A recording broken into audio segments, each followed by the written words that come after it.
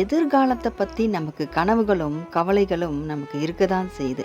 கடந்த காலத்தில் நமக்கு ஒன்று இருந்தால் ஒன்று இருக்கிறதில்ல. ஒரு பொருள் நம்மளுக்கு கிடைச்சா ஒரு பொருள் நமக்கு கிடைக்கிறதில்ல. ஒரு விஷயம் நமக்கு பிடிச்ச மாதிரி நடந்தால் ஒரு விஷயம் நம்ம மனசுக்கு பிடிக்காத மாதிரி தான் நடந்துட்டுருக்கு. இப்படியே நம்ம வாழ்க்கை கடந்துட்டுருக்கு.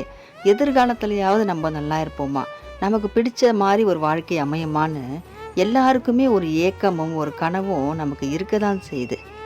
ஆனாலும் கண்ணுக்கே தெரியாத இந்த எதிர்காலத்தை பற்றி நம்ம கவலைப்பட்டு என்ன தான் பண்ண போகிறோம், நாளைக்கு என்ன நடக்கும்னு தெரியாமல் இருக்கிறது தான் அந்த வாழ்க்கையோட சுவாரஸ்யமே.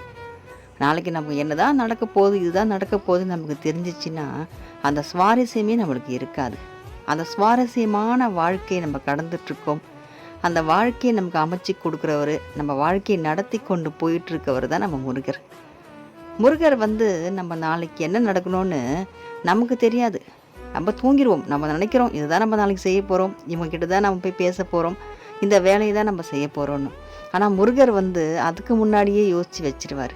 நம்மளுடைய பக்தன் போய் இந்த இடத்துல நிற்கும் போது அவனுக்கு எந்த பிரச்சனையும் வரக்கூடாதுன்னு முருகர் நமக்கு முன்னாடியே யோசித்து சிந்திச்சு நமக்காகவே வாழக்கூடியவர் தான் நம்ம முருகர்.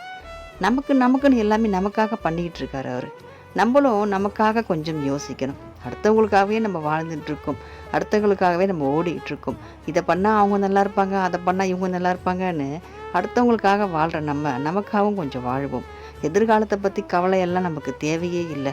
எதிர்காலம் நமக்கு அமைச்சு கொடுக்க போகிறவர் நம்ம முருகர் தான்.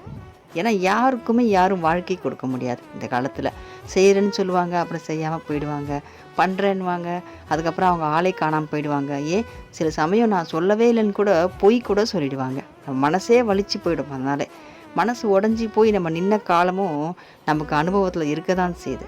அதனால் இப்போ நம்ம எதிர்காலத்தை முருகன்கிட்ட ஒப்படைப்போம். நம்ம கவலையே இல்லாமல் வாழ்க்கையை நம்ம நிம்மதியாக வாழ்வோம். இன்றைக்கி நிம்மதியாக தூங்குனா தான் நாளைக்கு காலையில் நம்மளால் ஒரு புத்துணர்ச்சியோடு இருக்க முடியும். நம்ம நினச்சதை செய்ய முடியும். எதுவாக இருந்தாலும் நம்ம வெற்றிக்கான முயற்சி கூட நம்ம செய்ய முடியும். அதனால் நம்ம இன்றைக்கி நம்ம வாழ்க்கை சிறப்பாக இருக்குதுன்னு நம்ம நம்புவோம், சந்தோஷமாக இருப்போம். நாளைக்கோட பொழுது நம்ம முருகன்கிட்ட ஒப்படைப்போம். அவரே எல்லாம் நமக்கு நல்லதே செஞ்சு கொடுப்பார். வெற்றிவேல் முருகனுக்கு அரோகரா.